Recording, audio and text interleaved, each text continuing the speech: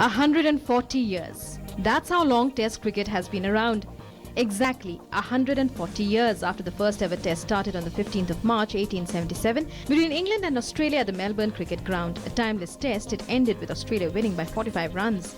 It was history in the making, as this match would be recognised as the first official Test in the history of cricket.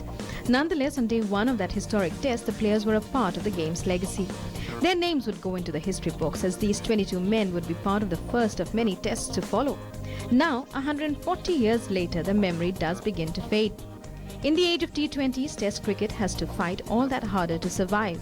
But just like old wine, it ages with grace. March 15th is also special for Indian fans because it was also on this fine day in 2001 that India registered its famous come-from-behind victory over Australia at the Eden Gardens. Remember the VVS special? This date has now been etched in Bangladesh history as well, for it is playing its 100th Test match today. For the Stat Geeks, it is the 2254th Test in history. Sports Desk, DD News.